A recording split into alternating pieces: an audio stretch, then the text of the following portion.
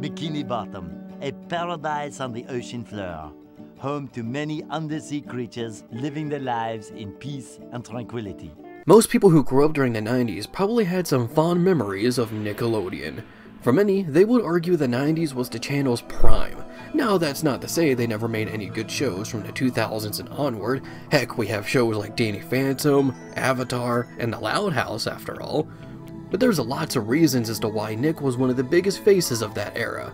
One of these reasons was actually helping TV animation. Most TV animation back in the 80s were cartoons that acted as ads for toy lines. While these shows weren't bad, as their crews still did their best, it was also very blatant what they really were. Thus, they were limited, such as how characters could rarely ever go off model to make sure they were as close to the toy lines they were based on as possible. But Nickelodeon took a risk, creating 3 original animated series, none of which were based on any past source material: Doug, Ren and Stimpy, and Rugrats.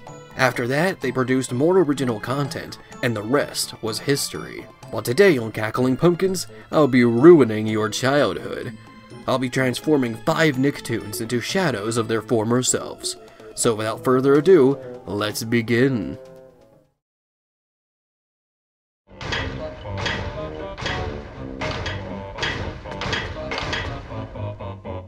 Where's my Reptar puzzle? I think it's appropriate to start with one of the original 3. Like I said, when Nicktoons first started, they actually had 3 original series that premiered around the same time: Ren and Stimpy, Doug, and Rugrats. And my god, Rugrats was a huge hit. This was the Spongebob of the 90s, essentially, even though technically, yes, the show came in 99. So it technically does count too, but yeah, that's a discussion for another day. They had God knows how many seasons, spin-offs, movies, games. They were essentially the top of Nickelodeon. So of course, that's what I should start with. Now, originally I was going to use Reptar for this. I was going to try and turn Reptar into a more realistic creature.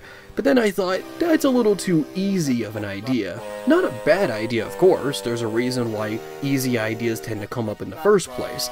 But I tend to try and want to do stuff outside of the box. I want to experiment with different ideas, so I figured focus on the babies. Whenever you see Rugrats, there's 4 babies they typically focus on the most: Tommy, Phil, Lil, and Chucky. They're usually seen together almost all the time, so I decided to take that bond and turn it into a physical one. Literally. Sort of merging them together. So why are they merged together in this shape? Well, as you can see, I connected their heads into sort of this weird ring shape. The reason for that is because I wanted the shape to look like a baby's toy. You know, like that toy that looks like a ring of keys. You got like the plastic ring with the plastic keys that babies would just shake around, because babies love to shake crap around. They love dangling keys because they're a bunch of dunderheads and they're amused by just about anything. You know the old expression, dangle keys in front of a baby's face.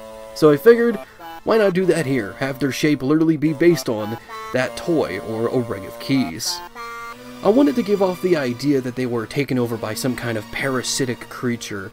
So that's why I decided to have their eyes have this vacant expression and why they're all just smiling. Obviously, the babies aren't there anymore.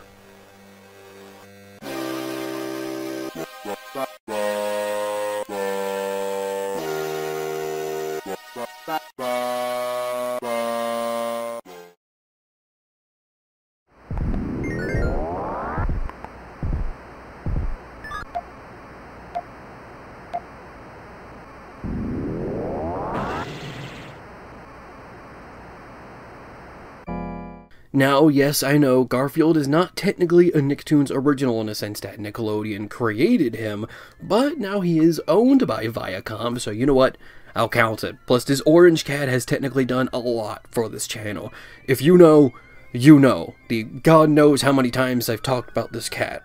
Yes, when I was a kid, I did grow up with Garfield in a sense that in our intermediate school library, we had like this collection of Garfield comics.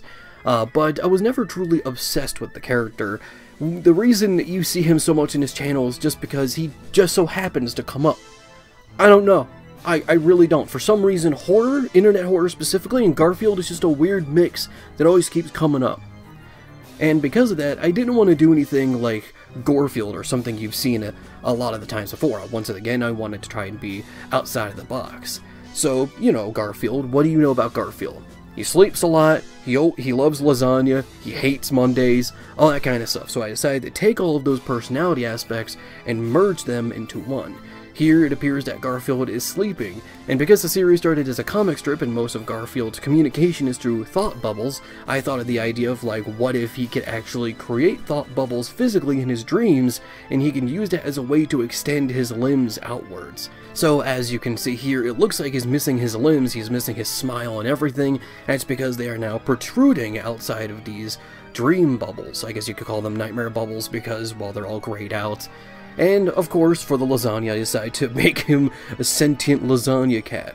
Literally, lasagna is just coming out of his back, writhing, and rising up in a paranormal way. So think of this as like a different approach to a lot of the times you see a demented Garfield on the internet. This is just my addition to that unnecessarily big collection.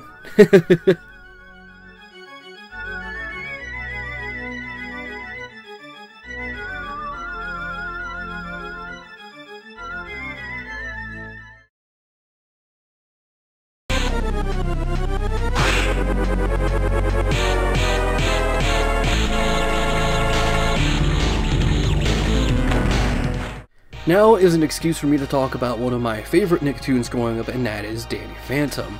I know there's a lot of controversy that goes around Butch Hartman, but I can't deny the amount of inspiration that his art and his shows, especially both Danny Phantom and Fairly OddParents, has inspired my art and a lot of my work. So of course I had to do Danny Phantom.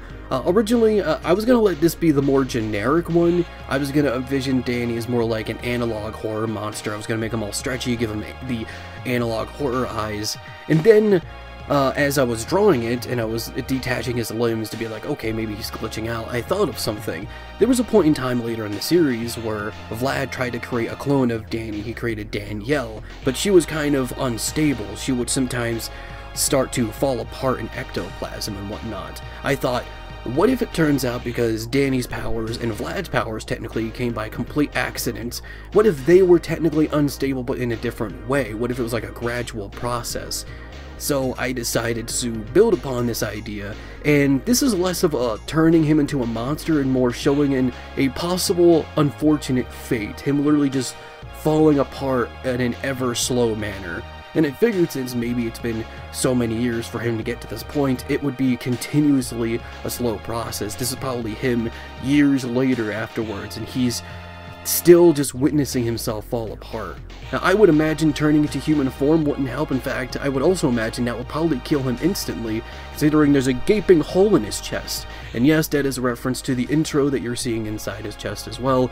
A bit more of a sadder, more disturbing one rather than turning him into a monster, but I'm still happy with how this piece came out. I've been wanting to do more gore, and you know what, YouTube, you can't demonetize me. It's green, and technically it's not blood, it's ectoplasm. So you know what? It's like when Samurai Jack attacks robots and oil comes out. Couldn't go after them for that.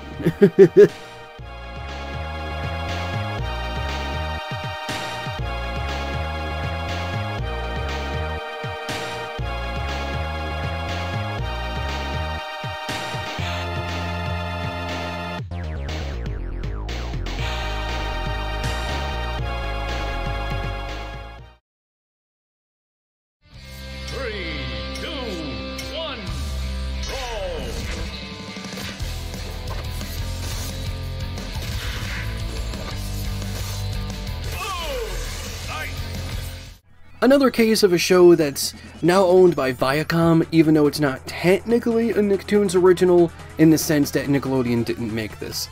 It's Teenage Mutant Ninja Turtles. Now, this is a series I became more of a fan of in recent years. I started watching the 2012 series, and I think it was 2019 on Hulu, and then I watched the 2003 series last year. And I started watching the original series too, since I have the complete series of that on DVD. And yes, I have watched some of Rise of TMNT. I've watched the movie. I absolutely love the Rise of TMNT movie. I gotta get back into watching the rest of Rise of TMNT. I don't know why it's taking me so long to get through that. Now, thinking about what I should do with Teenage Mutant Ninja Turtles, this one is leaning more towards a generic idea. but it's one I thought would just be cool. This is one of the times I decided to focus on more of a cool idea rather than a creepy one. What if the 4 turtles were forcibly merged together into one monster entity? Like, an absolute unit of all of their strengths, skills, everything. Donatello's brains, Leonardo's leadership, Raph's anger, and of course, the more chillax nature of Michelangelo. I figured that getting all of their strengths, all of their knowledge, and their experience, putting them into one entity as a giant mindless monster would just make them an absolute nightmare to deal with.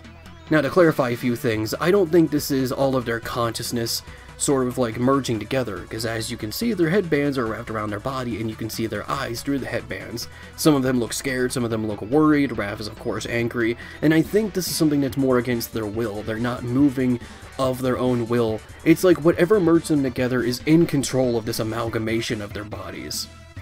And I decided to make it also vague enough so that you could probably debate as like which version it is. Like, is it the 80s version that's fused together? Is it the 2012 version that's fused together?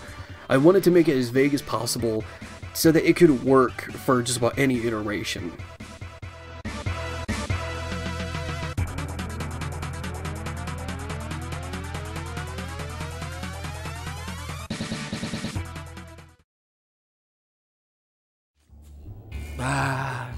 I love Krabby Patties. No!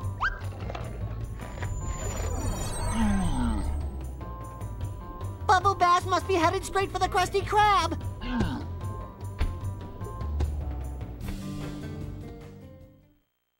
Lastly, of course, we couldn't do a Nickelodeon video without talking about Nickelodeon's biggest face, SpongeBob SquarePants. Now, I've seen a lot of SpongeBob horror. In fact, I even considered with myself, this isn't me announcing a video by all means, this is a thought I've had, to do a sequel to the SpongeBob horror games, because there were a lot more that came out recently. I could probably sit here and name a few, but I'd rather focus on this piece, because it is the one with the most detail and probably the one I am the most proud of.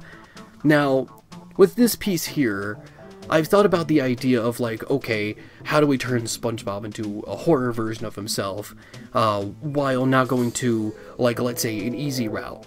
So I thought, basing him more off of the animal that he is based on. He's based on a sea sponge, right? So I looked up a few pictures and some facts about sea sponges, and I would notice that the older they would get, the more that they would tower.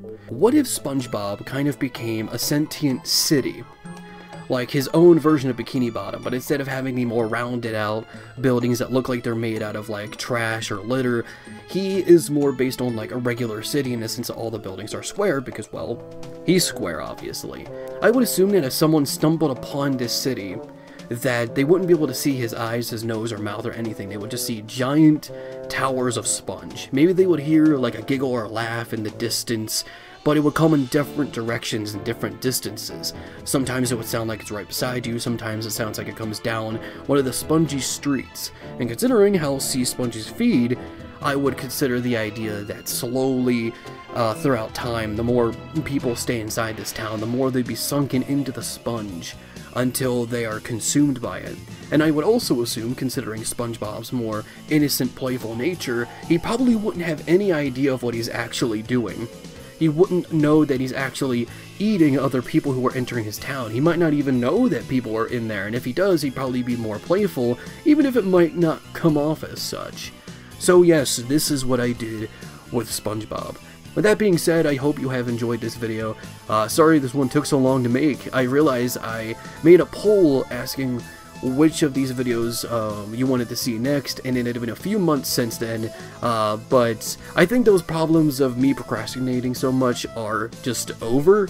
Now it's just a matter of scheduling everything and making sure I keep this motivation going, which I've been doing pretty good at so far. So I hope you enjoyed this video. If you had a beautiful day, I hope it got even more beautiful, and your connection will be strange.